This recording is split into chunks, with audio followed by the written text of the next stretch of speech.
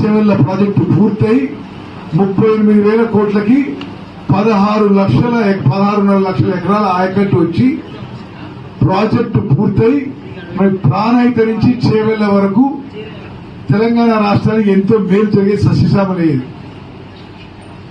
కేవలం గత ప్రభుత్వానికి క్రెడిట్ రావద్దని, ఎక్కువ ఖర్చు పెడితే ఎక్కువ కమిషన్లు వస్తాయని ఒక తప్పుడు నిర్ణయంతో ఈరోజు చాలా కేటగారికల్ గా చెప్పగలుగుతాం. మనం సిడబ్ల్యూసి వాళ్ళ ఒపీనియన్ మళ్ళా కూడా ఇచ్చిండు.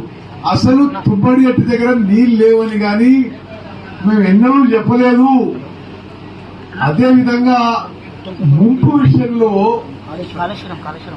ఆ రోజు ఒకవేళ 5 లక్షల ఎకరంకి వాళ్ళు ఒప్పుకోకుంటే తెలంగాణ ప్రభుత్వం 50 లక్షలు పర్ ఎకరం ఇచ్చినా ఈ ప్రాజెక్టు షిఫ్ట్ చేసి మేడిగడ్డ కట్టేదానికంటే ఉచితంగా ఉంటే బెటర్ గా ఉండే, ప్రాజెక్టు పూర్తి అవుతుండే.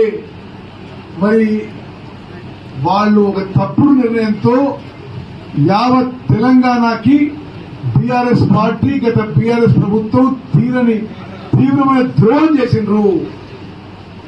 వాళ్ళు షిఫ్ట్ చేసి మన మేడిగడ్డ అని చెప్పి మరి మళ్ళా ప్రాజెక్ట్ కాస్ట్ పెంచుతూ పోయి మరి ఆ చివరిగా 1,00,000 కోట్లని, ఇప్పుడు 1,20,000 కోట్లని, ఇప్పుడు సిఎస్జి అంచనాల మేరకు 1,45,000 కోట్లు అవుతుంది ప్రాజెక్ట్. సరే, ఇంత ఖర్చు పెట్టిన తర్వాత ఏమై ఉపయోగపడిందా అంటే 3 బ్యారేజెస్ కూడా డిసెంబర్ 7, 2023 మేము అధికారంలో వచ్చినాం. ఈ రోజు వరకు ఒక్క చుక్క నీళ్లు ఉపయోగించలేదు. వాళ్ళ అధికారంలో ఉన్నప్పుడే అక్టోబర్ 2023లో బ్యారేజీలు కూలినాయి. బ్యారేజీలు కేంద్ర ప్రభుత్వ సంస్థలు వాళ్ళు ఎంక్వైరీ ఇన్వెస్టిగేట్ చేసిండ్రు. లోపభూయిష్టంగా డిజైన్ ఉంది, నిర్మాణం ఉందని వాళ్ళ హయాంలోనే మరి అందరూ ఒప్పుకోవడం జరిగింది. మరి మేము దీన్ని అకౌంటబిలిటీ కోసం జ్యుడిషియల్ కమిషన్, అదేవిధంగా సాంకేతికంగా దేశంలోనే అత్యున్నత సంస్థ నేషనల్ డ్యామ్ సేఫ్టీ అథారిటీతో ఎంక్వైరీ, విజిలెన్స్ కమిషన్ ఎంక్వైరీ, రకరకాల ఎంక్వైరీ చేయించి ఆ తర్వాత మాకు ఏ రాజకీయ దురుద్దేశం లేదు అని మరోమారు నిరూపించడానికి ఈ బ్యారేజీల పునరుద్ధరణ కార్యక్రమం మొదలుపెట్టినాము. దానికి పునరుద్ధరణ చేయడానికి డిజైన్ కన్సల్టెంట్ గా ఒక ప్రపంచ ప్రఖ్యాత సంస్థ ఆఫ్రిన్ కంపెనీని ఎంగేజ్ చేసి వాళ్ళు ఐఐటి బాంబేతో జాయింట్ వెంచర్ గా మరి ఇప్పుడు ఈ డిజైన్ పనిలో ఉన్నారు వాళ్ళు.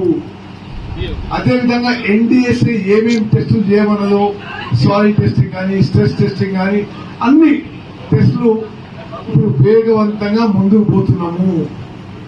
మా ప్లాన్ ఆఫ్ యాక్షన్ ఏంటంటే ఈ నెల చివరి వరకు కానీ జూలై మొదటి వారంలో టెస్టులు పూర్తి చేయాలి. ఆ టెస్టుల ఆధారంగా బ్యారేజ్ పునరుద్ధరణ డిజైన్ చేయాలి. డిజైన్ అంతా రెడీ పెట్టుకుని ఆ డిజైన్లని సిడబ్ల్యూసి మరియు ఎన్డీఎస్ఏ అనుమతులు తీసుకొని ఈ వర్షాకాలం మాన్సూన్స్ అయిపోగానే సుమారు నవంబర్, డిసెంబర్లో పనులు మొదలుపెట్టి ఒక్క వర్కింగ్ సీజన్ లో పనులు పూర్తి చేసే ప్రయత్నం చేసి 2027 ఎండాకాలంలో ఈ పనులు పూర్తి చేయడానికి ఒక టార్గెట్ గా పెట్టుకొని ముందుకు పోతున్నాము.